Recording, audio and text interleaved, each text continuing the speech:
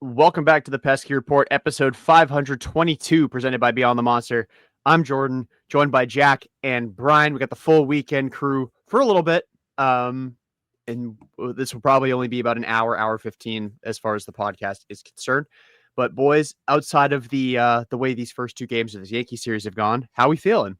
How we doing? Yeah, that about sums it up, and that'll do it for this edition of the Pesky. we're good. That's it. Got a full crew for the full episode. There we go. 1 minute. It'll make up for all the times we were like, we're gonna be done in an hour, and it was like 2 hours or an hour and a half.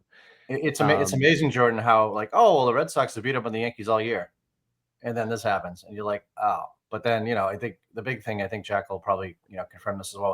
Without having Roman in the lineup, and Willier still isn't back, you're asking guys like, oh, maybe Rafael will have a big night tonight or something. You need some guy to have an unusual, awesome night, or Story needs to kind of like, go in the zone for 3 days. Like something needs to happen for like them to win these games, because like the pitching's been okay, but you need more offense, and that's the big thing. And unfortunately, I have a feeling that might be going forward a lingering problem.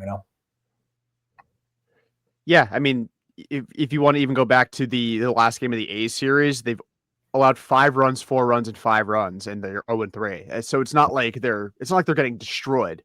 They're not exactly pitching their butts off, but they're not. It's not like they're getting crushed. Now I will say they've given up runs in the first inning of each game of this series, so that's obviously not ideal. And they gave up, I think, even Tolle gave up a run in the first inning against the A's, so because he gave up the home run to Langeliers. So it's not, I guess putting yourself into a hole early doesn't help situations. It doesn't help, the offense kind of fight their way out of it, pressure free at bats. But like, it's not like they're getting killed here. So the offense has really been a big problem the last few days. And yeah, Jack, outside of Roman and Willier, it's kind of like praying that Bregman turns it on at this point. What do you think? Yeah, exactly. It's tough because outside, and I forget who it was who posted like the OPS tracker since the Roman injury, and it's like, yeah, besides Trevor Story, everyone's kind of been bad on the whole. And obviously you've had good moments. You've had Ref Snyder in Sacramento hit the longest home run in baseball history. God, that was insane, and stuff like that. But in general, it's like, you need consistency in the lineup, and you're not getting that out of Bregman at the moment because he's playing hurt. You're not getting that out of Cedon because that's just not who Cedon is. And so it's like, okay, is Trevor Story or Jaron going to save the season? Because those are kind of the two guys you can look at, and it's like, well, at least you're healthy and you're kind of doing things. And, we'll see where it goes. And it's concerning, though, because you need to be able to consistently put runs on the board. And it's fun when you're scoring 1 million against Sacramento in a Little League park. But, like, you got to be able to do it against good teams also. You got to do it against the Yankees, going up to Toronto, playing Detroit later in the month. Like, those are going to be difficult series. The games before where they beat the Yankees, those mean so much more now. Because if they were 500 against the Yankees going into the series, they wouldn't be a wild card team right now. If you look at it, they just destroyed the Yankees. They locked down Judge Stanton. They kept him. He was like the hot guy when they faced him. They kept him in check. They did really well. So the worst part is it's like, you don't want to say, it's teams like, they were a couple years ago, but, like Jordan was saying, they're down 2 runs, but then they'll tie it. But then they don't have enough to then get another lead, and just because they don't have that offense. And, it's kind of disappointing, but if you play a good team, which the Yankees, it hurts me, pains me a lot just to say they're a good team, because I look at them and I'm like, they're the Yankees. But you get through the series, hopefully you win today, and then I don't know what happens after that. Toronto, I think you're not going to catch them anymore. They're just a juggernaut, which sucks because, like, I was like, they're not for real. They're going to shit the bed. It's going to happen. It's going to happen. They keep fucking winning. I think now if you just hold off the teams below you in the wild card and you get in, and then you pray that, the two guys that are out right now, that they can play at 80% in the playoffs, enough that they can extend the lineup and take the pressure off Bregman and Story and Rafael and all these other guys, then you get a chance. Because I think the pitching is there. It's just they need that little bit of offense, like I said. Yeah, and Willier should be back this week, although we've been saying that for each of the last 2 weeks, and it hasn't happened. It sounded like it was going to be this series with the Yankees or next series against the A's, and now it's already been pushed to next series against the A's or the following series against, oh god, I already forgot who they're playing, Tampa. Down in that little league ballpark. So and what sucks about, especially like getting Willier back, it's great getting him back, obviously, but the way he's played when he comes back from injuries, like that first week is not good. Like and that's to be expected. I mean, at this point, he'll have missed a month, and he was starting to show signs of life in August before the injury. So for him to now have to come back, he's probably not going to go on a rehab assignment. Maybe he gets a game just to get his feet under him and just to see how he responds. You don't activate him and then have to get all weird with the roster, and then he gets called up and he's immediately hurt again. But it's tough to look into a lineup, and I know that like nobody's performing at this point, but looking at the state of the lineup, and you're like, every single game you have 2 or 3 of David Hamilton, Nate Eaton, Connor Wong playing. And at this point, you have to lump Massa into that. And it makes me feel bad, but like you have to at this point. Yeah, you definitely have to. It's not great. And Yoshida, he's probably the only person on the planet right now that's probably happy that Willier Abreu's not playing. But I mean, like in the next couple of days, his job is he's probably not going to play much at all. And I wouldn't blame Alex Cora one bit for pulling the plug on him at least being a starter, because this has been rough. It's been really rough, and it has been for a while. Now he's shown signs of life at times. I know he had that game where he ripped a couple of doubles against Cleveland. He had the RBI single in Arizona where he had the couple games of leadoff Massa, but like you can't count on him. You can't count on, Sogard saved the season in Arizona last weekend, but you really can't count on him to be a vital part of the lineup. David Hamilton is fun when he's playing well, but he doesn't play well enough of the time. Connor Wong, it's fun when he does things, but like then you have the harsh reality that he doesn't do things very often. So there's just too many, like at this point, black holes in the lineup, and in a time where you really need to be firing on all cylinders, tough to go through this stretch. And also keeping up on my prediction from earlier in the season after Wong got his first RBI, where I said he'd comfortably clear 10. He's at 7, and there's 2 weeks left in the season. So I think I'm going to wave the white flag on that one. That's not going to happen. And he still hasn't homered. So, I'm going to say it. He is going to homer on Tuesday against the A's. I can feel it. I can feel Connor Wong homer. And I don't even know if I don't know if he'll even be in the lineup, because it seems like it will probably be early that day. Maybe he'll even hit a pinch hit home run. But I am feeling a Connor Wong home run on Tuesday. I'm putting it out there. And because of what happened last weekend, where I predicted Nate Eaton was going to homer in that upcoming series, I'm going to say that Connor Wong's home run will be Friday against Tampa Bay, the first game of the next series, just to cover. And that's a Bayo start, so he'll at least be starting. You'll give him a couple more at bats.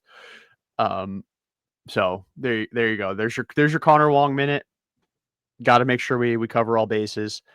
But yeah, it's tough sledding right now. Moss is down to a 605 OPS. It's rough. That's not good. And he's only got one home run this year against an actual pitcher. Yeah. And that was in a blowout. I mean, it was against a guy who gave up 8 runs, I think, in that outing for the Padres. So that plug's getting pulled probably within a few days of the season ending. I don't imagine they're going to find any trade partner, so they'd probably be better off just to DFA him. It sucks, but that's the line that we're at, with the point we're at with Yoshida. But yeah, I mean, in this series specifically, like Bayo wasn't great yesterday. It was kind of like an early of the season Bayo start, but the starting pitching has been fine. so far through 2 games. It's just, again, it really just comes down to the offense. I mean, I don't know what else really to say about that. Need Crochet to be the stopper that he's been all year, but you find a way to lose this game, especially Will Warren on national TV. Facing the I pressure. might, yeah, it's gonna be. At least it's on television, you know. I love those Apple games when I get a call from my fucking 79-year-old dad, like, what the fuck? Where's the fucking game? Like, Jesus Christ. Like, I'm like, Dad, I got the Apple thing on the Fire Stick. You got to go and you got to turn it on. Well, what's the password? I'm like, God damn it.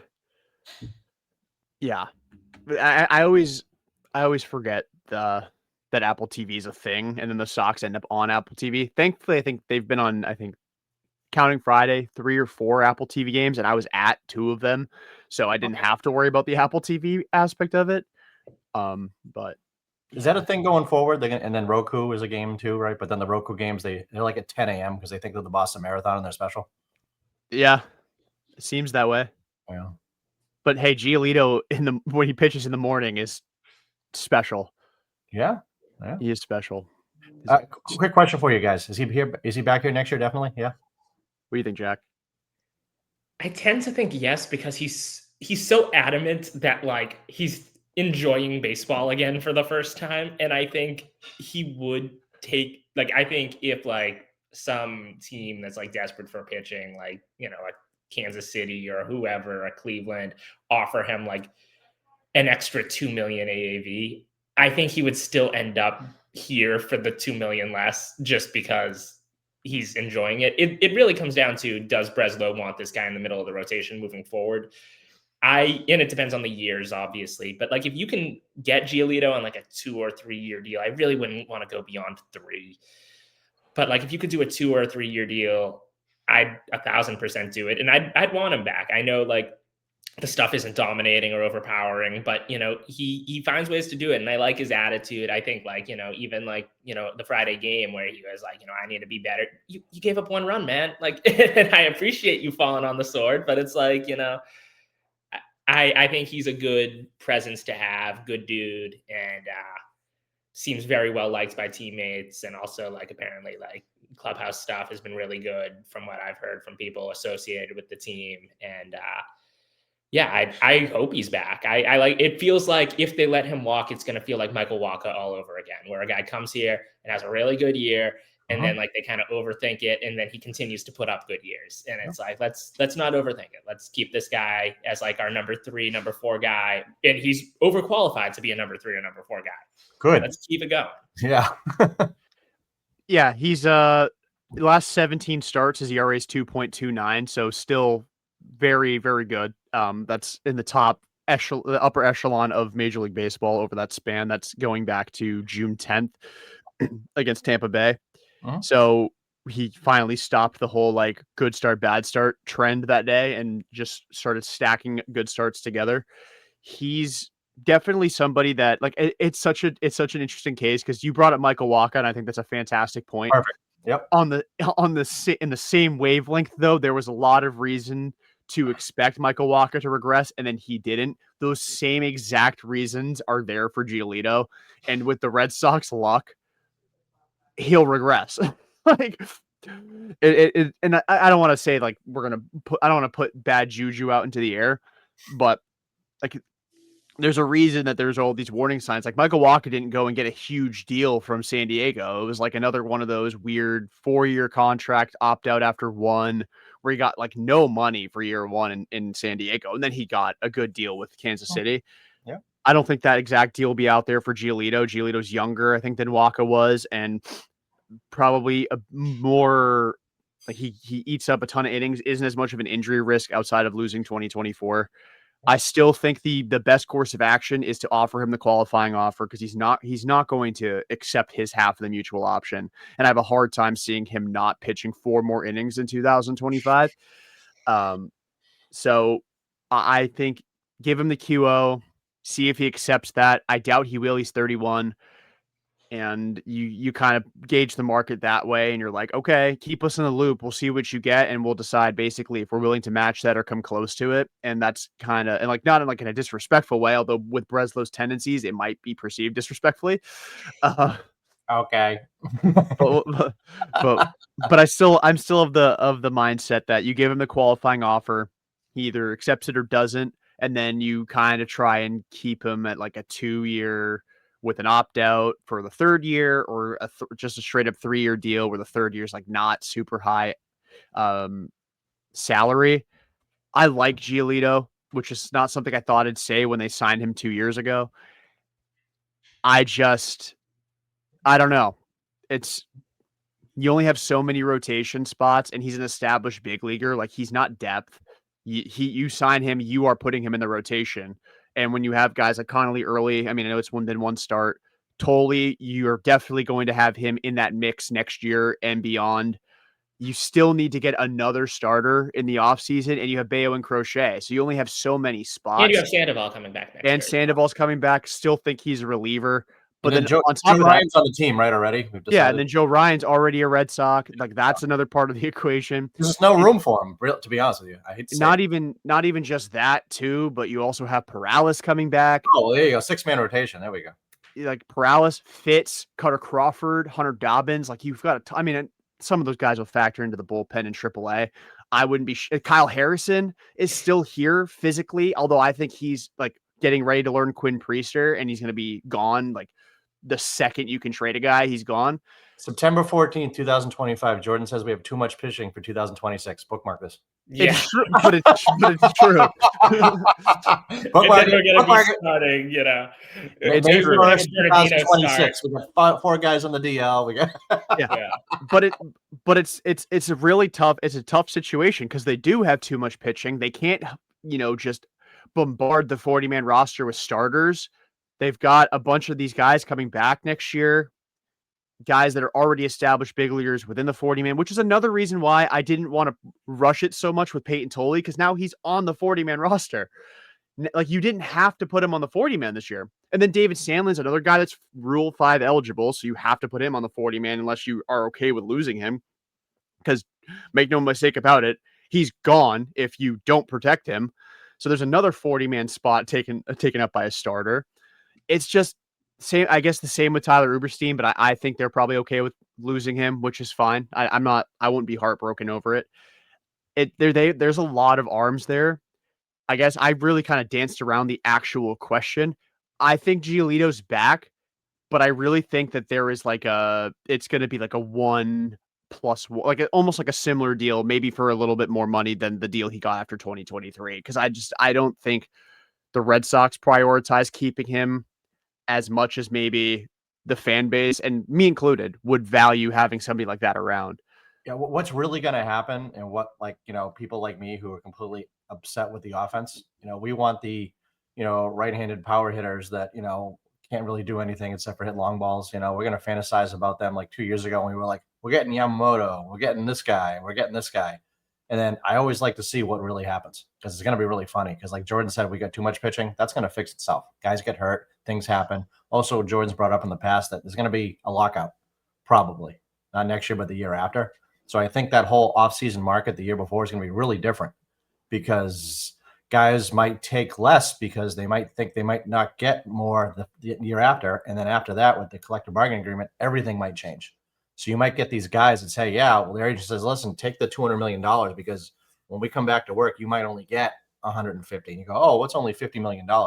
Well, knock off 40%, knock off this, knock off that, knock off agents' fees. And then these guys retire at like 30 or something, they get hurt. That they're a business, they're an entity, they're a brand. So I think the whole landscape of baseball is going to change in the next couple of years really drastically. Yeah, I still wonder what the salary implications of this lockout are going to be. What is it going to look like? Because I think as much as the average baseball fan kind of acknowledges the salary cap idea is kind of a bad thing for baseball, the floor is a much better thing for baseball, because it forces cheap owners to actually spend money. But I also think you can't really have a floor without a cap. Right. So what does that cap end up being? Is it something similar to the NBA where you have like different thresholds that you can reach? And then also, if you put the cap at a certain number, like what does that do for teams that are already like miles past it? Like Right. if you set the salary cap next year at like the top threshold is 200 mil, we'll just call it, or 250. 250. Like what are the Mets going to do? The What do Dodgers, what are yeah, they going to do? yeah, Even the Yankees. make deferred money count too. Yeah, like what are like the Phillies? Like they're not going to be like if you come back. I mean, it's 2027, so they'd have already probably re-signed Schwarber at that point. But like those are some serious contracts, and maybe they'll grandfather in the deals that you've already got. But then like, oh my God, is the talent around those guys going to be terrible? You'll have to have exemptions like bird rights, where like even if you're Yeah, over the cap, because like that was the whole thing. The whole thing with Bird, they got the salary cap, they got this thing, and the idiot GM of the Celtics is like, "Holy shit, we didn't re-sign Larry Bird." Like the one fucking thing like you need to play basketball. You're like, yeah, Kevin McHale's good. We got Rob Parrish. Oh fuck, we didn't pay Larry Bird. Like that should have been like the first thing you do when you wake up in the morning. Like I can't. And they call David Stern like, so we're over the cap, and Larry Bird ain't got a check. So can you be like, oh yeah, hold on, Secaucus. All right, you're good, bird rights. But that was a whole thing because of how smart ownership and front offices are in professional sports, which is insane. yeah. Like it's. I mean, even the Red Sox are kind of in that threshold too, where they would have to offload. I mean, they have no problem offloading salary. We've seen them do it time and time again the last few years. But that is a very interesting part that I didn't even think of. Is like teams that are already way past what the hypothetical salary cap would look like. What would they do? Well, I think, Jordan, what they'll do is if they do a salary cap, not that I think they will, but if they did, it would be so astronomically high in theory. But then, of course, then the Dodgers will blow right past it. They make it like, Yeah, let's say $300 million, which is like, okay, well, the A's are never going to spend that much money. Maybe not this year, but just with inflation. And I mean, I remember when a guy made $1 million a year, that was a lot of money. I remember when like Ryan Sandberg got a big contract. I was like, holy shit, like he's, and now like Jaylen Brown got that big deal in the NBA. And it's just because of when you sign the deal, when the agreements are signed, you're always like Mike Conley was the highest paid player in the NBA at one point, which is insane. that's so And funny. yeah, it's like, how the fuck did that even happen? But Good for him. something exactly. Hey, take the money, I mean, share it with Greg Oden. He needs it. Uh, but something's going to happen. I don't know what, but the players union is like, it's a union, but like they strong arm the league. They control the league. They get to do what they want. And they're not going to cave. You guys heard the story about, what was it? Bryce Harper. Yeah. Yeah. I mean, they were like, get the fuck out of here. Like things are not good right now. And I think in the long run, it sucks because we're going to miss some baseball. And that's the thing that I care the most about, because it's like, all right, like I get through the winter. If I have any money left in my bank account, I try and hit to Fort Myers. I try and do that. I tell my wife, have fun with the 3 kids. Yeah, I'm going down to Florida. Don't kill me when I come back. And we come back, and then it's like, all right, then like my life starts over again. And it's just like I remember the last time with the whole COVID thing. It sucked. I don't want to deal with it. I don't want to miss any more baseball. Yeah, thankfully the lockout of 2022, we only missed a week, or it just delayed the season a week, so it wasn't Yeah. horrible, bad. Like it was that whole process was horrible, but Yeah. it was only like a week later that the season actually started. But I know when you have we've a talked. when you have a long stoppage, Jordan, sorry to cut you off, but like I remember in '94, it killed Toronto baseball. Toronto won back-to-back titles. Montreal was in first place. Like they were like, all right. And then basically the Blue Jays fans were always like, we're fucking done with baseball now. Now there people would go, but I went up there in '92 and '93 as a kid, and the place was banged out. And they had an all-star team. And then Montreal was also in first place with all of their superstars that ended up playing on these different teams. And when you have a lockout in some of these cities where baseball is like, they get a little bit of momentum, like it could kill like a Detroit maybe, or it could kill like, I'm trying to think of some other teams, or even Toronto, the way they're playing now, if they get some momentum in the next year. Boston is so atypical of other fan bases and other like organizations. So when they get a little bit of success, they can build on it. Whereas it's like, we're in last place. Oh, we're in first place now. Fuck it. Now everyone's there. It's not like that everywhere else. Yeah, there's a long process for these bad teams really to get back into contention. And I know we've talked about this lockout, the very likely to happen lockout of 2027, and they're like, we're prepared to sit out the entire year for there to not be a salary cap. And again, I don't think that's true. I just don't. Like there's some influential voices among MLB veterans. Like again, I brought this up before. Like Aroldis Chapman's like 30 something saves away from 400 for his career. He's 37 years old. If he doesn't get to 400 next year, is he really prepared to sit out all of his age 39 season to, and then like, who's going to pay him at 40 after missing an entire year of baseball? Just to, I mean, some bum team will get him just for the sake of having him get his 400 save. But like Kenley Jansen, same kind of deal. Like he's kind of on like teetering that line Yeah. of like Hall of Fame versus not Hall of Fame. I mean, he's probably Hall of Fame, but like he said he wanted to pitch 4 or 5 more years. He's not going to be able to do that because I don't think any team's going to want an often disgruntled Kenley Jansen a year after a year off, especially with his lingering health concerns, not just with his heart, which is obviously serious, but like the I slept the wrong way, I'm out a week kind of vibe. Like there's a lot that goes into this. And then obviously these guys that are kind of not making $40 million a year, like the league minimum is still a crazy amount of money. Like I would do unspeakable things for $770,000 a season. Like I would like hand up. I'm sorry. Like I would probably sell my soul for 770K. OnlyFans, yeah. I'd sell the amount of times you'd see my feed on the Twitter timeline for 770,000 would be disgusting. Yeah, anything for the team, anything for the channel. I love it, Jordan. Yeah, exactly. We gotta fund the StreamYard account somehow. That's right. But these guys, like especially guys like on the periphery of the 40-man roster, like somebody like Bobby Dahlbeck, is he prepared to sit out the entire 2027 season? I mean, probably go play in like Korea, but well, you have to be careful what you agree to, because I remember when I did minor league baseball, the guys would be at the park all day, and if you weren't like a bonus baby or you weren't like one of the top picks, the guys from like Latin America are making dog shit money, and they basically sued Major League Baseball because they were making below minimum wage. And then they're like, okay, we'll pay you minimum wage. Everybody's like, this is awesome. No, you know what? It killed the little spinners. It killed all the A-ball teams in the middle of fucking nowhere in this country. There's 50% less minor league teams since they paid the players minimum wage. So they didn't really pay them anymore. They just got rid of half the employees. Yeah. And then, so like, you're like, oh, this is great. Well, yeah. If if you went to the SEC or you throw 100 miles an hour when you're 15 in Venezuela or something, but like, there's all these other guys that, I don't know, like a guy like Mariano Rivera who, learn to throw like, the cutter later on. Like guys like that don't make it anymore if you don't have all these these little teams way in the middle of nowhere. There's all these a guy like Mike Piazza who was like a 350th pick, some stupid number. His dad is friends with Lasorda, who knows Ted Williams. Like you don't hear stories like that anymore. That won't happen anymore. Yeah. And it's really sad because that's kind of what makes baseball. It's like there's football players, there's basketball players, and you got a guy like John Kruk. He's like, well, you can't pull fat. Like baseball always has that kind of like, hey, like I'm relatable. Like I look like some of these guys. I can actually watch. That's my big draw to it, because it's like, yeah, it's a sport, but it's more about talent, not like athletic ability. I mean, don't get me wrong, there's athletic ability to it, but it's a little more relatable. Yeah, Bartolo Colon's not playing in the NHL. Like it's just exactly. You don't get those behemoth individuals playing like soccer or. You would try. That'd be probably more entertaining than watching him pitch, and he was good for a while. So yeah. But you're not going to get those stories anymore. But baseball has changed a lot. I know that like I work at a high school now, and literally it's like, okay, by the time you're 12 or 13, you do the AAU things. If anybody ever wants to play even marginally professionally baseball, they're going to private schools. They're not even going to public schools anymore. And then the worst part after that, then like, did you hear the whole story? They're skipping the Cape Cod League now. Did you hear about that story? So basically, they're not doing the Cape Cod League because the teams, because of the transfer portal, they don't want anybody else to know that the guys have made like that huge leap from like year 2 to 3.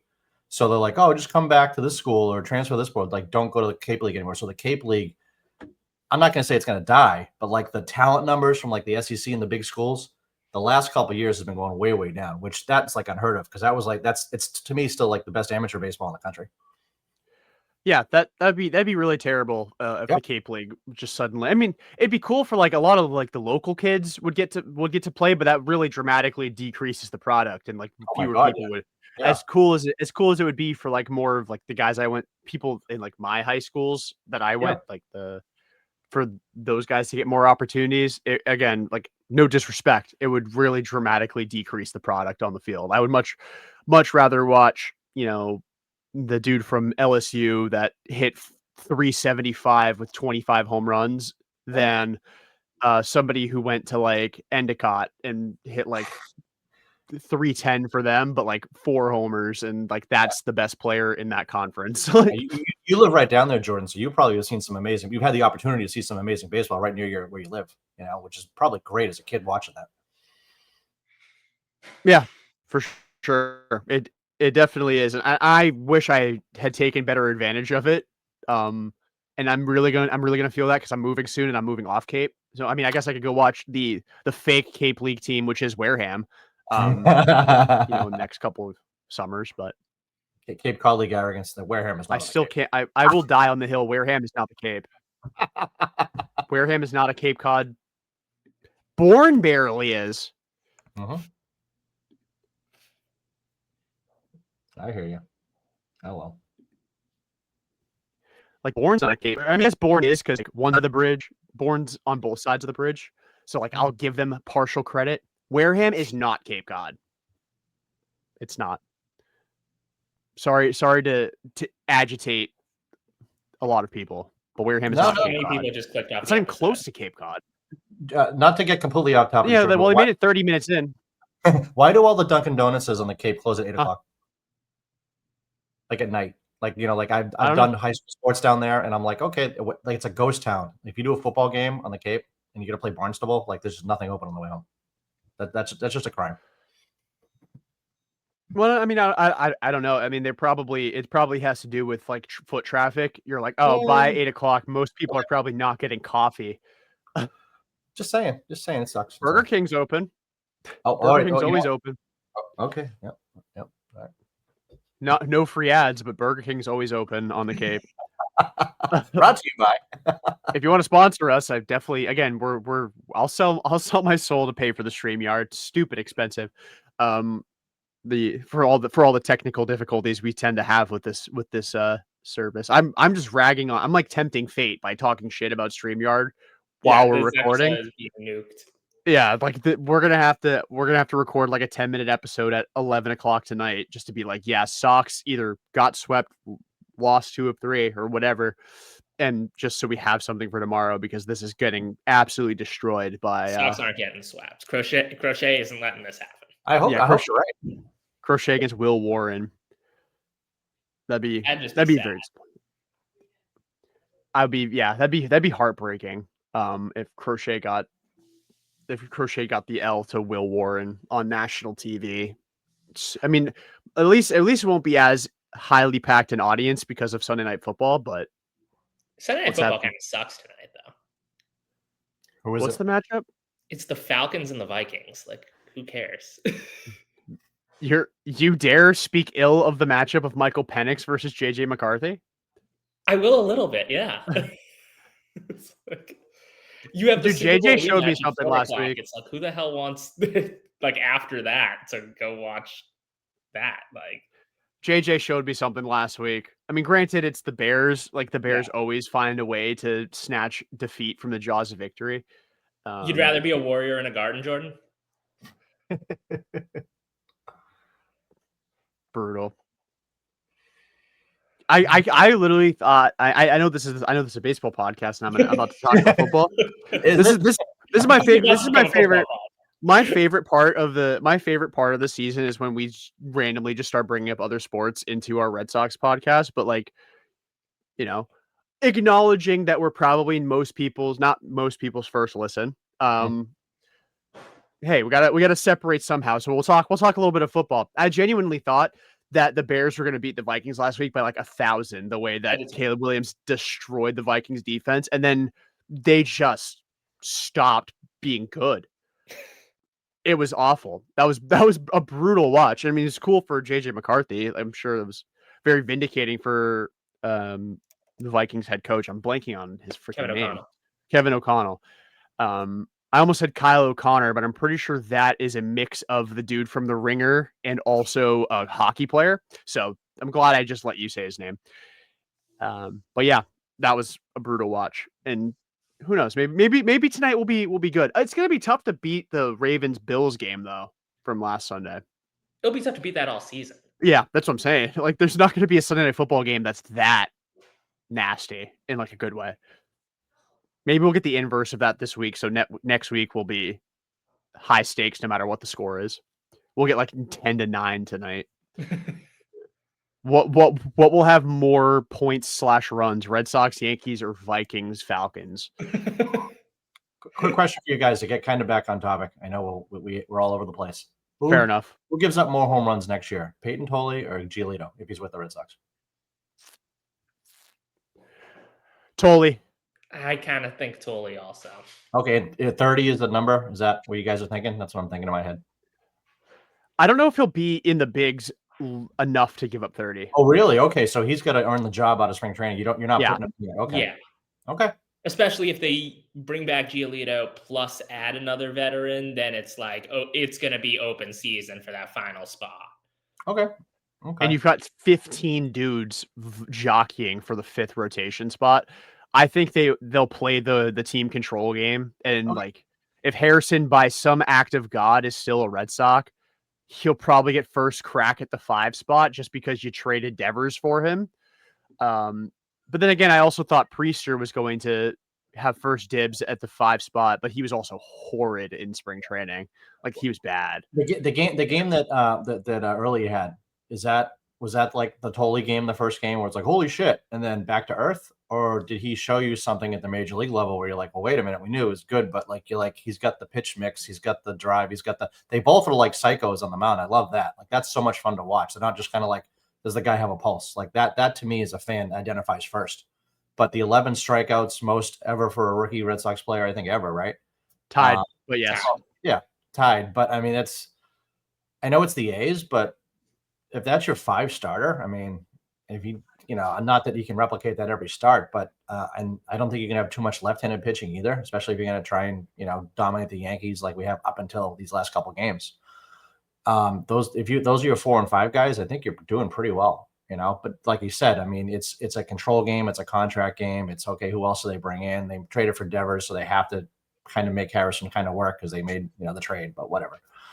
But are they pretty much on par, those 2 guys right now, would you say? Or would you say Tolle just because of like the electric fastball, you kind of put him ahead? Or how do you rate those 2 guys right now?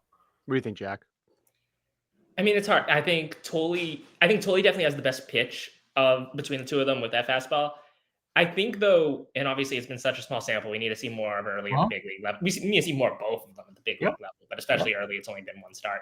I do think the secondaries might be a little more developed with Early, and so like I think he's closer to a finished product than Tolle is. So like I would, in terms of like if I needed, let's say going into the playoffs this year and everything goes well and they need a 4th starter in the rotation, right now I would choose Early over Tolle. Yep. I've also I'm not going to pretend like I'm right because I've kept this completely under I've bit my tongue on this and I've just not said anything about it. I've always kind of thought that there was a decent shot that Connolly Early was just better than Peyton Tolle. Because of what you mentioned, like his secondaries are so much better. Like, yes, if we're talking best pitch versus best pitch, Peyton Tolle clears a ton. Like he throws an upper 90s fastball that's just explosive and like he's a specimen. His delivery is kind of weird. I almost said the F word. I did not, but I almost did. So I think if we're talking best pitch versus best pitch, Tolle clears easily.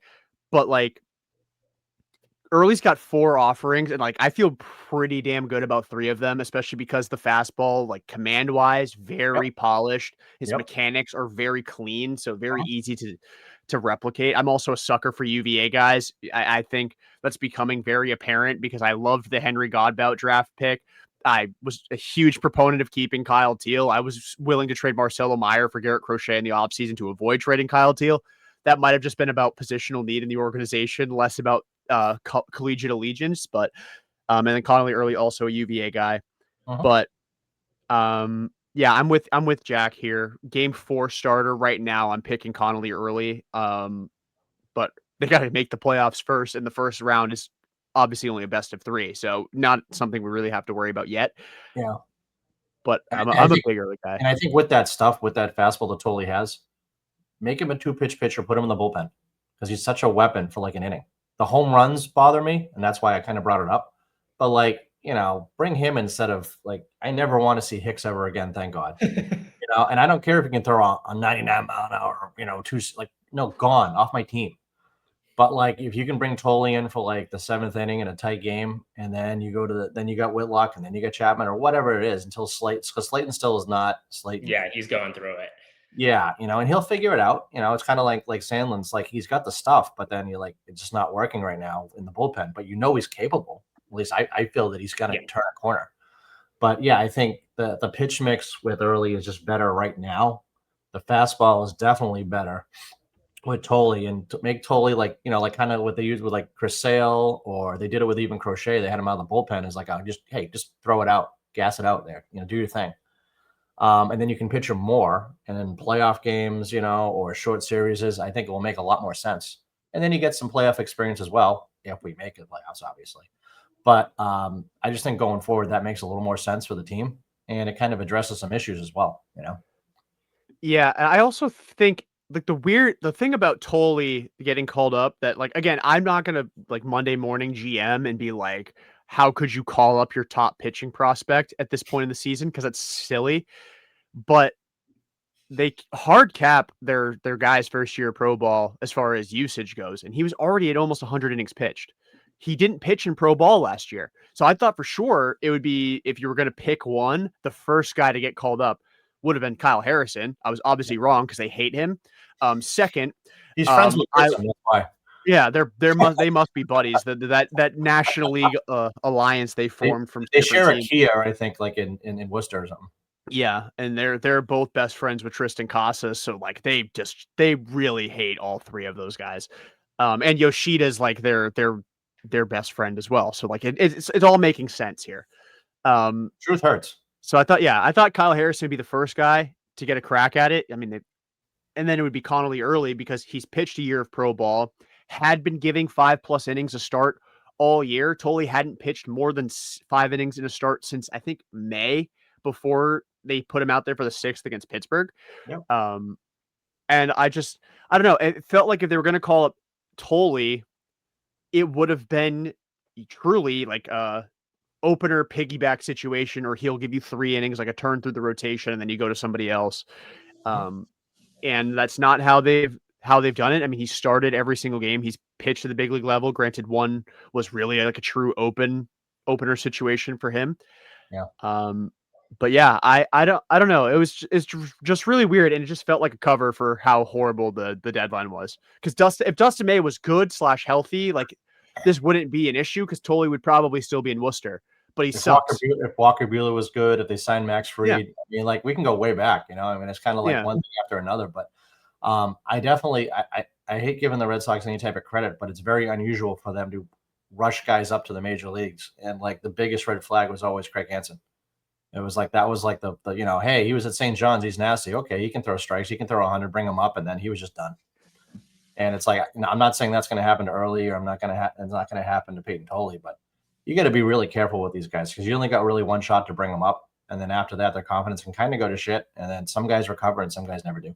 Yeah, and like we've already seen it with Christian Campbell. They streamlined him to the big leagues, gave him the extension, and then, like, I don't say the first sign of trouble, because it was an entire month or to 6 weeks. Yeah.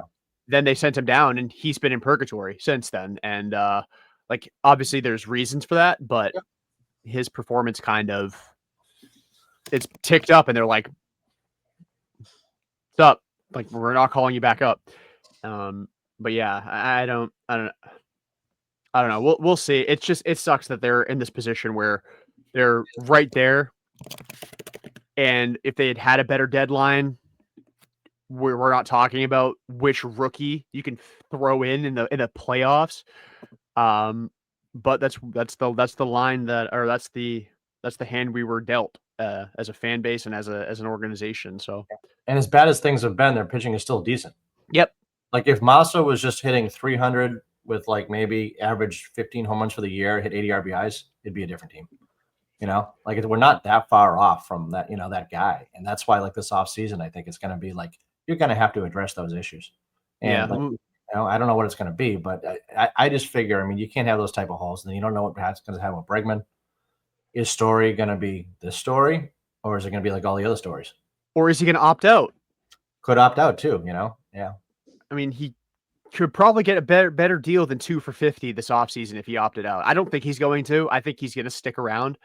They kind of Because need him to right now. Yeah. like at this point, it's almost like more crucial that Story doesn't opt out than Bregman. And as crazy as it's become, it's really gotten to that point. I mean, I could be wrong. But that's how I feel. Maybe that's just my personal bias coming into play because I obviously day one story guy, never once jumped off the bandwagon. But like I'm at the point where I'm like, yeah, I'm at the point where I'm like truly wondering if it would be worse for the Red Sox if Story opted out or Bregman, especially when you're talking about the salary implications of both. Like Bregman opts in, you're paying him $40 million again next year. Is he worth $40 million? Story opts out.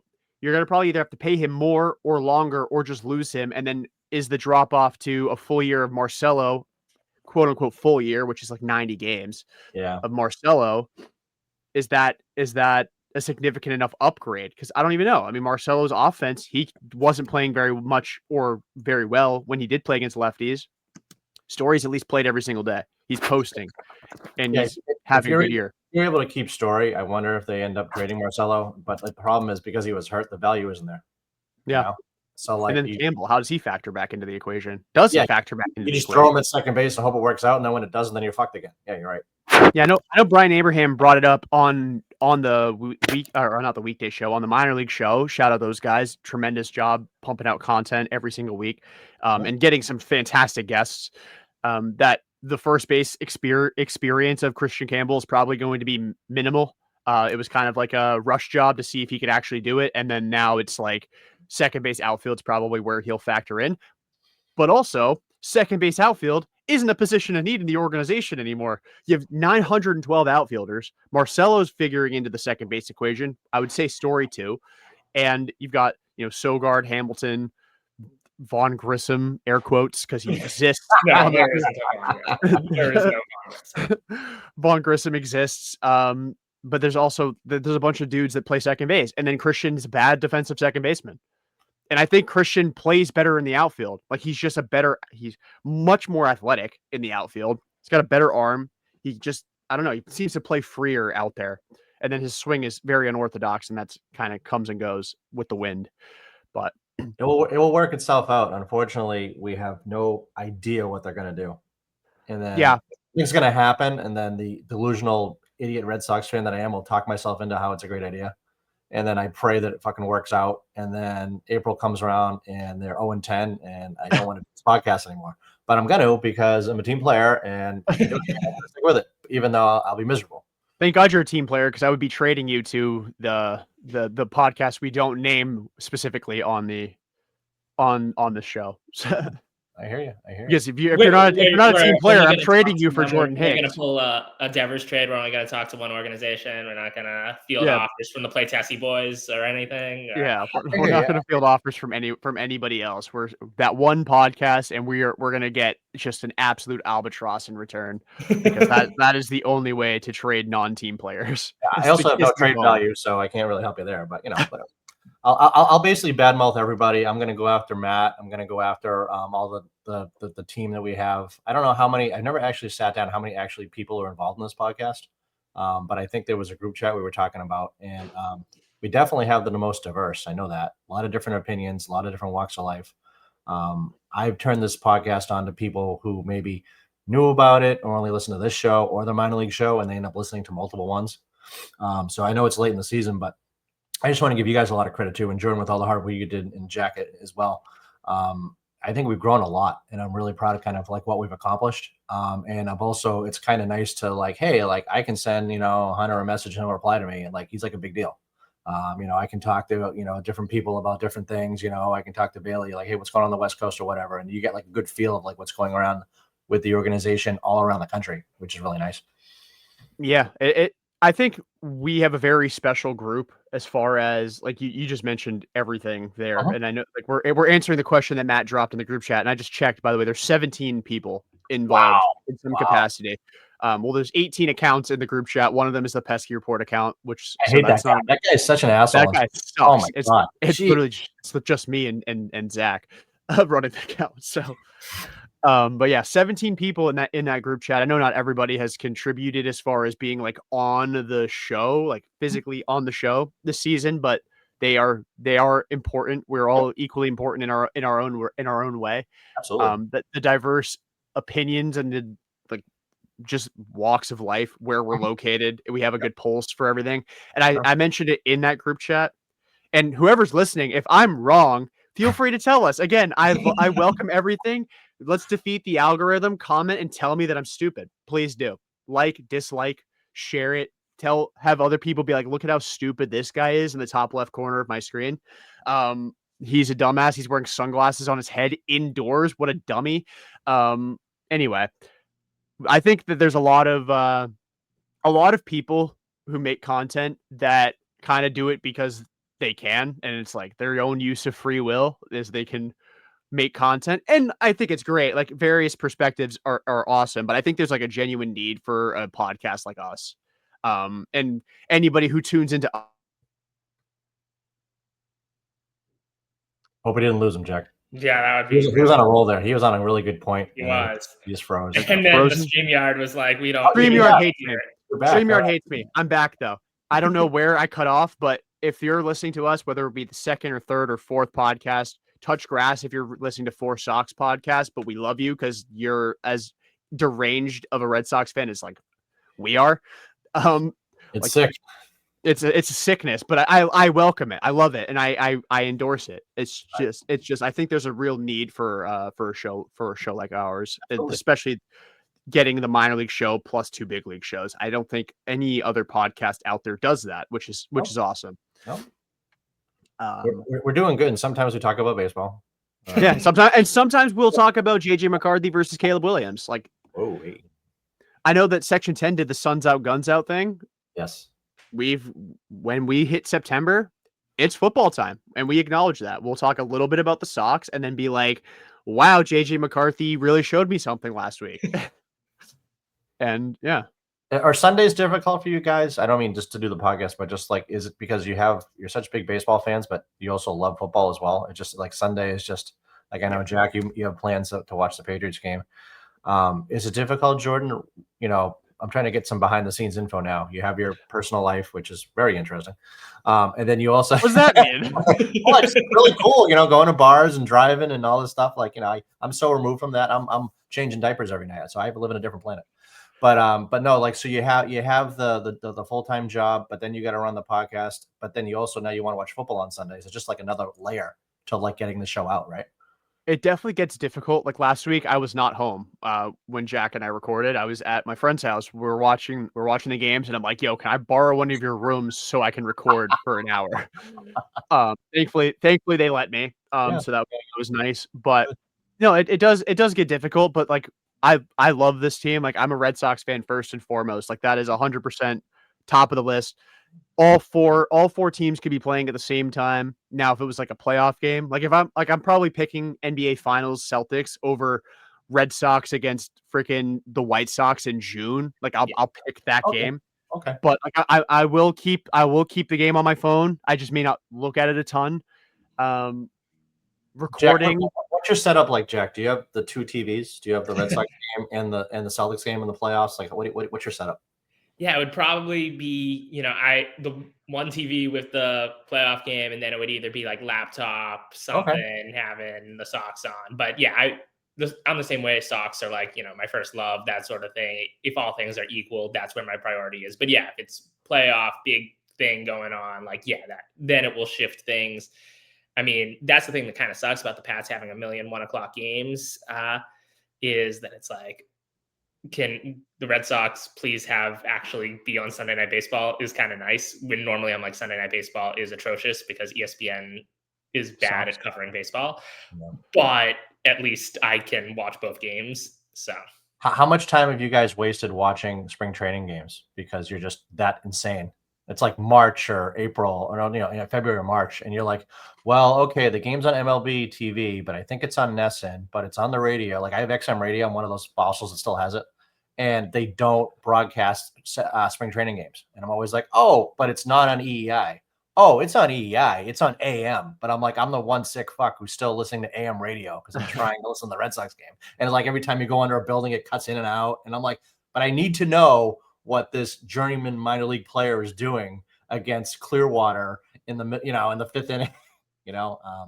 But I just know how much time I've devoted to watching just spring training games or just trying to see them, just because I love that first like Nesson show where they have guys at the booth and they're all talking and they're all excited and everyone's in a positive attitude. Like to me, that's like a drug, And it's like that's when it's like, okay, I get through the winter. Hopefully the Celtics are decent or the Bruins are doing whatever they're doing. But once that Red Sox season starts, it's like I just feel 100% better.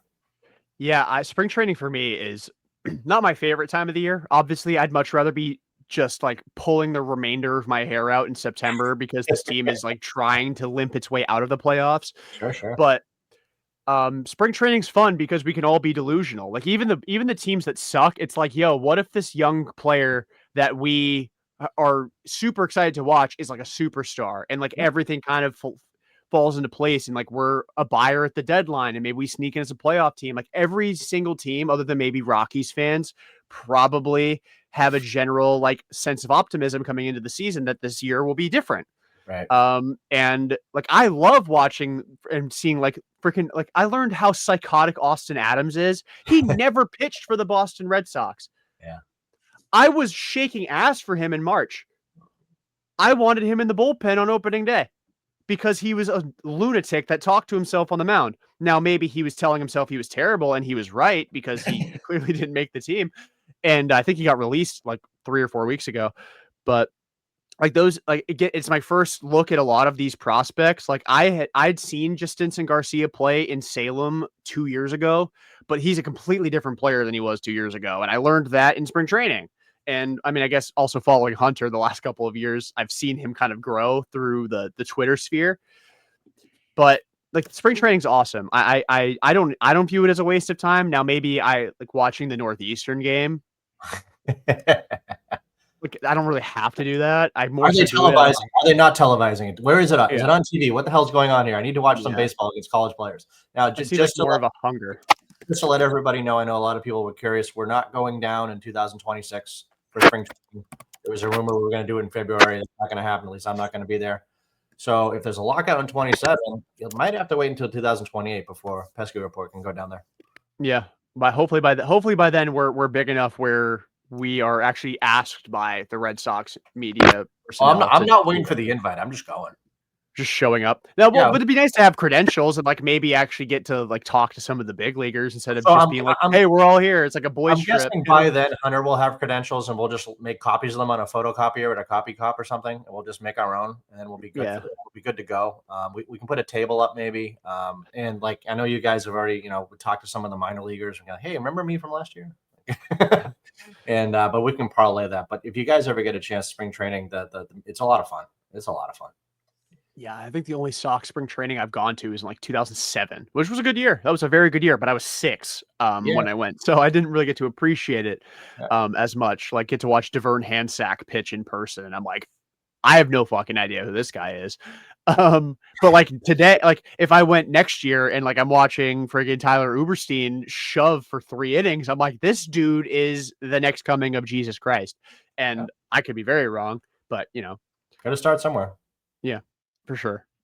I know we're coming up on an hour. I know Jack said that he had to leave around 11. It's 11:15. So graciously, thank you. Let's preview the upcoming series real quick.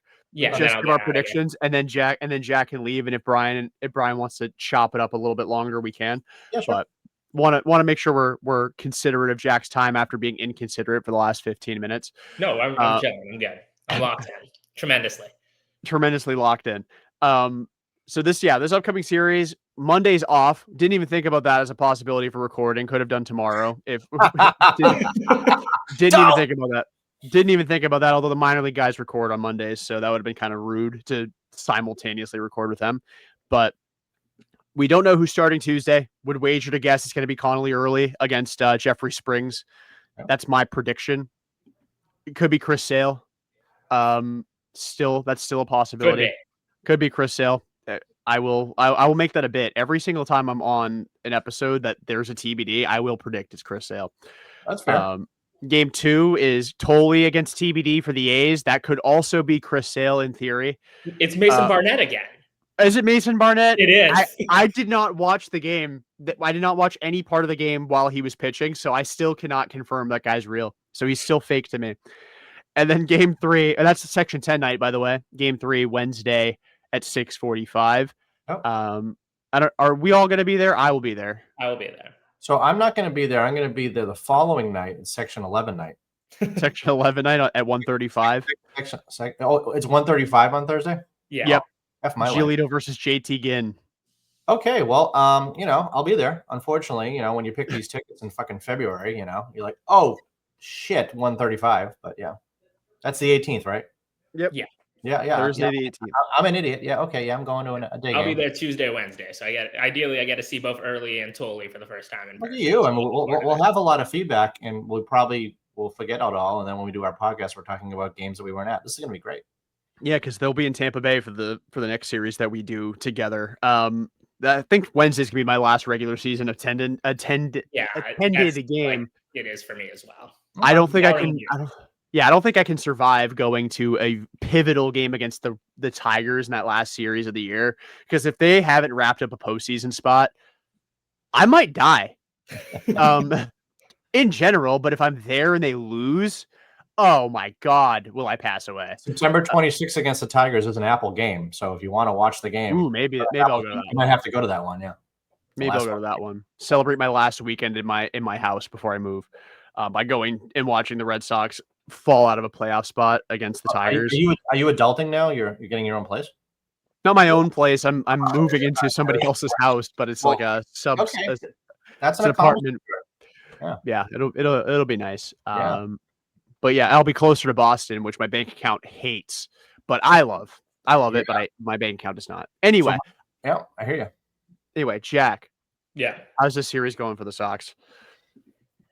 I'll say 2-1. Part of me wants to just say a sweep, but also it's like some weird shit is going to happen in one of these games. I just know it. So I'll go 2-1. I'll also throw in their winning tonight, that Crochet isn't going to lose. We're not getting swept tonight. So they're going to win tonight. I'll say if they're going to lose one of them, maybe they lose on Section 10 night just to kill the vibes. And we all have to be sad for it. And go from there. I mean, daytime Giolito's a demon. And Early killed them last time. So maybe they will sweep. I don't know. But I feel good. Sox are going to need to get hot here. Jack, are we going to actually meet on Wednesday? Or is I don't know. Well, we'll see. Maybe I'm kind of like a Mason Barnett situation at the moment where like I might not actually exist. This all might have been a front. So yeah. The idea that Jack is an actual person when it's really just another member of the Pesky Report wearing a mask. Yeah. And pretending to be somebody else. But yeah, Brian, how do you think this series goes? Yeah. I like the 2-1. I want the sweep, but I know like something's gonna happen. The Brent Roker guy, he just fucking goes off against the Red Sox. He'll have he has those big games. And then Kurtz, I mean, he just he had that one fantasy game. What do you have, like 40 points in one fucking game or something crazy? It's gonna happen. So 2-1, but I agree with Jack. You gotta win tonight. And I think if you win tonight, you go 2-1 against the A's. I think you're back on track. And then after that, man, I mean, you got a hard end of the season. Those Tigers games, and then what is it? Tigers, Blue Jays, Tigers, Blue Jays, Tampa, Toronto, and Detroit. If they get through that, man, like they earned it. They earned it. Yeah, I think so. I'm gonna say if they win tonight, they're sweeping the A's. If they win tonight, they're gonna sweep the A's, and I think they might. Bye, Jack. I think if they win tonight, they sweep the A's, and I think they end up taking 2 of 3 against the Rays. I'm gonna predict 2 additional series here. Okay. I just think this is kind of a get right game. In a lot of ways, this is what happened. Like this was the inverse of what happened in 2019, where we thought the Red Sox were back against the Yankees. They took the first, I think it was a 4-game set. They took the first 3, and then Sale got destroyed on Sunday Night Baseball, and they completely fell off the wagon again. They missed the playoffs. Yep. They win tonight. I think the inverse effect happens. They lost the first 2 games of the series. They win Sunday Night Baseball. They got a cupcake schedule where I think they could take 5 of the next 6 pretty easily, whether it's sweep the Rays, take 2 of 3 against the A's, or vice versa. And then you go into Toronto, and I still don't think Toronto's good. I just don't. Yeah. You can take 2 of 3 against the Jays. Yeah. Right now, the only game that has a scheduled matchup is Tolle versus Bassett. That's game 1 on Tuesday. I think you can win. If you win tonight, you will go in your next 9, or I guess I'll count tonight as so a nice round number of 10. I think you can go 8-2 in your next 10. Okay. And then that last series matters only for playoff seeding. All right.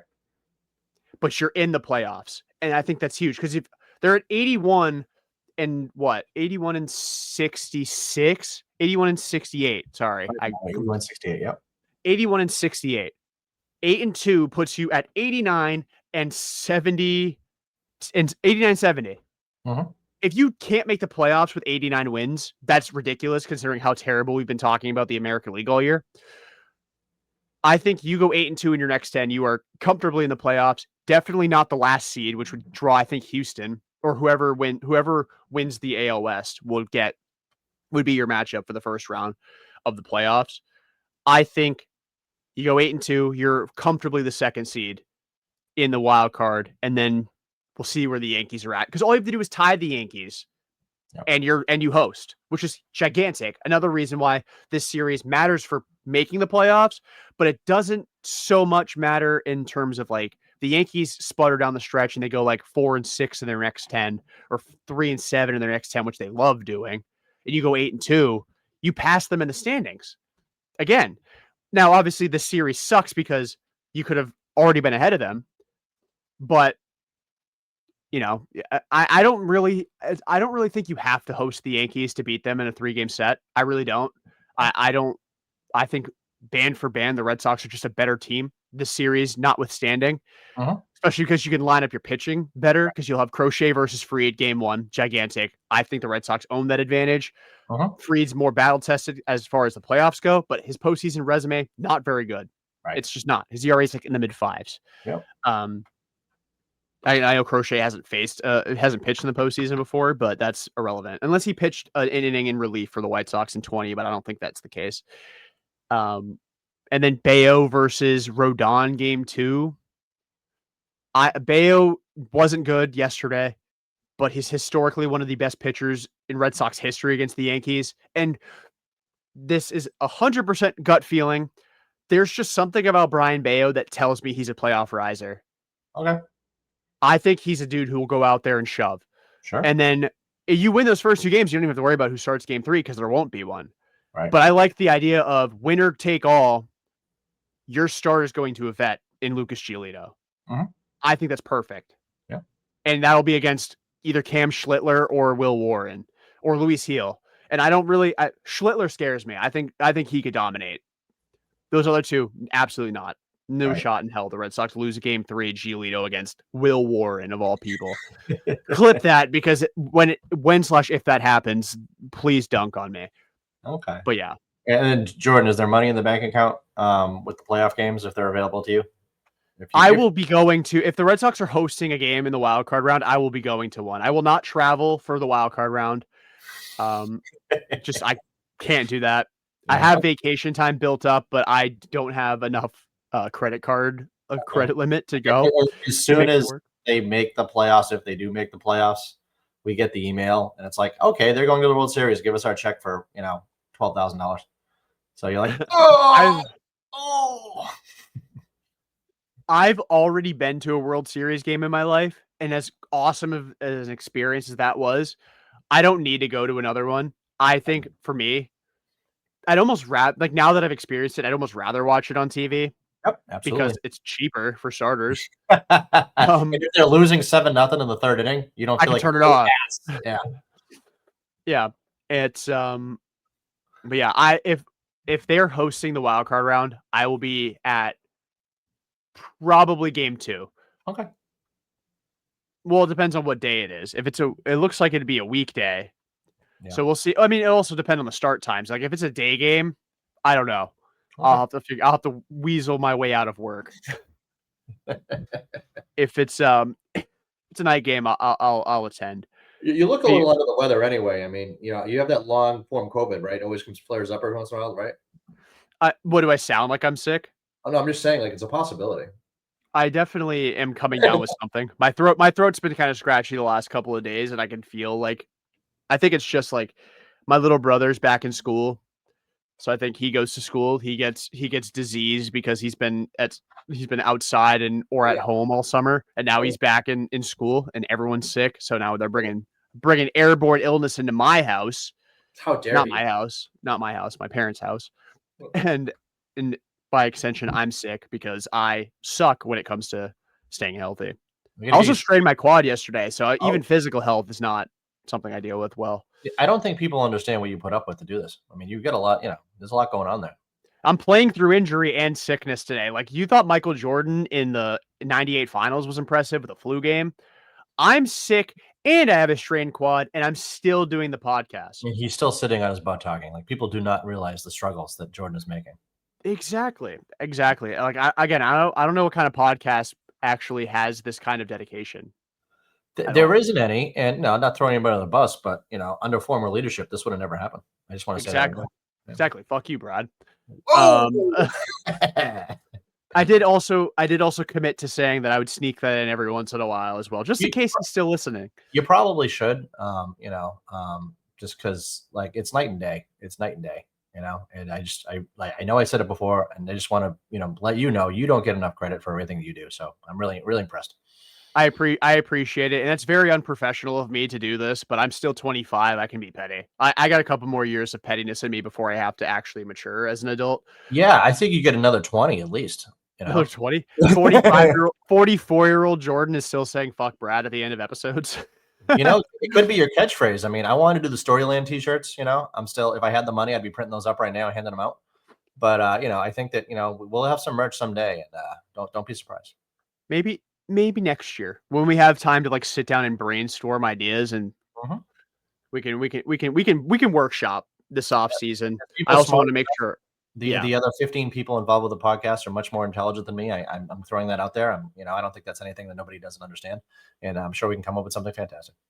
Yeah, I'm not creative at all. Like I can write. I think I'm a pretty good writer. I can sit at a microphone and yap. I think people have understood that I definitely can talk. Like I know how to do it, and I don't shut up. As far as creating things that look cool, no, nope, never. I suck at everything art related. Yeah. So, but yeah, this off season, merch is something that's definitely going to be discussed. And also formulating a better intro outro. I would like to actually have two separate things. It's not the same music, same video. That'd be pretty cool. Do that, workshop that this off season, and actually do something different for the minor league guys so they have their own thing that again isn't the same music, isn't the same setup. That's something that I really want to hunker down and do this off season because I think those guys do tremendous work. They shouldn't be subject to my stupidity my lack of creativity when it comes to their intro and outro. I hear you. But we'll cross that bridge when we get to it. Hopefully it's celebrating a Red Sox World Series and then I can do it while I'm hammered. Yeah, I need new shirts. These shirts are just, no one, I need some more merch because it's just, I'm starting to get some stains in these, and I need more t-shirts. There's wear and tear for sure in the World Series gear from 2018 and sooner. These things are just, they don't make themselves, you need more of these things. Yeah, we gotta get into the merch business. So that way, at the very least, if the Red Sox aren't doing well, we've got a new supply of things that we can wear coming down the pipeline. Right. That'd be cool. And again, the people listening / watching, I mean, if you're at this point of the episode where we're just yapping about stuff that's nothing to do with the game, let us this is a full, you can drop your input. What kind of stuff would you like to see us do? Would you even like to see us do it? Like if we're talking merch and you're like, shut the fuck up. Like, don't do that. Then let us know. Again, I know that I'm like grifting for engagement here, but it's like truly, it really helps us out if you are letting us know how we're doing, whether it be reviewing us on Spotify, Apple Podcasts, wherever you get your podcasts, subscribing to us on YouTube, The Pesky Report, following us on Twitter at The Pesky Report, and Instagram, same at, over there. Matt's doing tremendous work over on the Instagram. Yep. I want to get the Twitter up and running again. I don't know if I want to, like, I've been thinking about this over the last year because my Twitter account, I kind of hate running my Twitter account. It's just it can get very toxic. Yep. If I want to just make my Twitter account private, not use it, and then just move over to the Pesky Report Twitter account and build that account up. You could. If you guys think that I should do that too, so you can stop seeing my dumbass make comments on Twitter, let me know. Sure. Again, please, any sort of feedback, positive or negative, is widely encouraged. Somebody has been mentioning that our phones go off during the episodes. We're working on making sure that's cleaned up. Very difficult to kind of. I don't have like that. What's it called? Haptics. So when my phone's on vibrate, it actually doesn't vibrate. It just lights up. But like we all want to be so up to date, so we give the best content humanly possible. That we keep our phones out on our desks so we can be like, oh, the Red Sox did this. Like we've broke news, and we haven't broke news. Hunter has, because he's Hunter and he's a different animal. Yep. But we'll announce stuff if it rolls in while we're talking, and we can't do that if our phones are stuck in our pocket. Correct. So, but yeah, I'm really curious what kind of merch we can come up with. I know Derek's got a couple ideas. He throws them out all the time. The defense makes me horny shirts and the Alan Castro fan club shirts. We're going to wait till after the Rule 5 draft on any Alan Castro related stuff, because if he's not in the organization, I don't even know what Derek will do. That would really suck. He's a Rule 5 guy, so we'll see. But yeah, it'd be curious to see what kind of ideas we can conjure up, and if anybody's willing to buy them. We don't have the kind of raw sex appeal that Hogdale does, so I don't know how we'll fare. But Hogdale will be there Wednesday. It's kind of, Brian, you got to find a way out to the ballpark Wednesday. Yeah, we'll see what happens. Yeah, because it feels like everyone's going to be there. Yeah. I don't want to dox people. I mean, they've been tweeting the stuff out on their accounts, so people probably know. But like, I think most of, if not all, the Pod and Lansdowne guys will be there. A lot of us will be there. I know that like Lady Red Sox will be there. I know Hogdale will be there. Okay. So like, it'll be cool. We got a ton of Red Sox Twitter making an appearance at Fenway on Wednesday. And awesome. I'm already planning. Maybe I'll keep that quiet. I'll keep that quiet just in case certain individuals that pay me every week are listening. There you go. Good idea. Yeah. So anyway, do you think the Pats will win today? Be nice that the first game kind of like, all right, I mean, the Raiders are the Raiders, but the Pats, the Pats are hard because like they're not going to beat the Bills, which means they're not going to beat the Chiefs. So like, it's just hard to watch because I mean, they were so good for so long. I'll watch them, but it's just not the same for me anymore. Yeah, it's difficult. Football has always been like my least favorite sport, or I shouldn't say my least favorite sport, but like, I don't know. I feel like even though I watch football every weekend, I'm not as into it as I am like the rare times I'll watch hockey. So I think I would rank football below hockey. Like baseball, if baseball's not on, like this year, I don't know what I'm going to do in the off season. Like, well, the Red Sox are done because Tatum's out all year, or at least most of the season. I'll probably watch like the season opener. I'll watch like whenever they play on national TV or against like any big opponents come up, or I'll go to a couple games. Sure. The Bruins are going to suck. Yeah. I don't know, other than opening night, and then like maybe I'll go to a game. I don't know how much Bruins I'm going to watch this year. Like I'm going to have to like take up other hobbies this winter. That's when I'll hunker down and I'll make the intro and we'll brainstorm merch. It's like, oh, the Bruins are down 4-0 with 11 minutes to go in the first period. Swayman's already been pulled. Let's talk what we're gonna release this year for merch. Like that'll be how we chop it up. Maybe there'll be more off-season content as well. Nice. Go winter weekend if they do it again, which they won't, but I would honestly. I know that some people will just go to the winter meetings. I kind of want to be one of those people that just goes to the winter meetings. If it's in Arizona, you have to go, don't you? Yeah. Yeah. And then I mean, I know that obviously we're not getting credentialed to go, but going and getting to meet some of those people and network a little bit and I don't know, a lot of random people I see on Twitter will just get to talk to Jeff Passan over the course of just being there. I think that'd be a super cool experience. I'm not encouraging anybody else to spend that kind of coin. I don't even know if I could do that. Again, I'm moving in 2 weeks. Can I even afford that? Probably not. Will I do it anyway? Yes, absolutely. There's a chance. But it'd be nice to have more off-season content this winter. And then the Christmas party is going to be nuts. we gotta brainstorm what we do for the lockout in 27. I think we gotta pick a KBO team. Okay. To become the podcast of. That'd be sick. We already surprisingly do pretty well in Korea as far as listeners go. You do. I know Matt sends the analytics every once in a while, and we're a top 30 podcast in Korea, which I think awesome.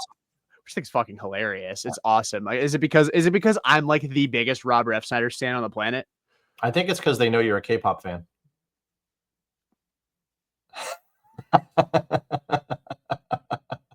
Let's not open that can of worms. K-pop Demon Hunt. It's on Netflix right now in the background. I can tell. We're not gonna trauma dump. We've talked about a lot of things. We don't need to get into my dating history. No. I'm talking about the cartoon television show. Oh no, I know, but the only ties to me in K-pop is a rabbit hole that nobody is interested in me uncovering. Different that one. So yeah, we're gonna rotation with a 5-year-old and a 7-year-old in my house. So yeah, we're gonna keep that. We're gonna keep that buttoned up. We will. All right. Yeah. If anybody, you know what, we'll add that to the list of things. If you want to hear me trauma dump, then also drop that in the comments. It won't ever happen, but let me know if you want to hear me give a therapy session. Sounds so good. we'll see. Really grifting for engagement here. Please do it. Please do it. But yeah, I know we've gone off the rails for the last 20 minutes. Mostly me. I'm just fucking yapping up a storm. We're not doing it this early. It's early for us. We're not, we're a nighttime podcast. This is, Jack had to take off, so we kind of went early. Jordan did the drive-through at his local Dunkin's. Probably maybe the last time I'll go there because he's moving soon. So he had to say hi to his friends, and his regular won't be regular anymore. Yeah. Yeah, and I think the coffee's finally kicked in, and that's why I've gotten so hyper in the last 30 minutes. Double shot. I don't drink a lot of caffeine anymore. And now when I do, oh my God, can you tell? A little bit. I'm freaking jittery all of a sudden. But yeah. Any last thoughts before we wrap it up? No, I think you summed up a lot of stuff I had on my mind and a lot of stuff I didn't have on my mind. So I think you did a pretty good job, Jordan. I hope that your predictions are great. I'm looking at these schedules, and these other teams have some cupcake fucking schedules compared to the Red Sox. I just hope it all works out. But it's baseball, and that's the fun part. You're right. As long as we tie the Yankees, which we're 2.5 under now, so I'm like, fuck. But if they do tie them because of the season series, we will be ahead of them. And I think we just got to get in, and we'll figure the rest out. Yep. I'm not concerned about facing the Yankees.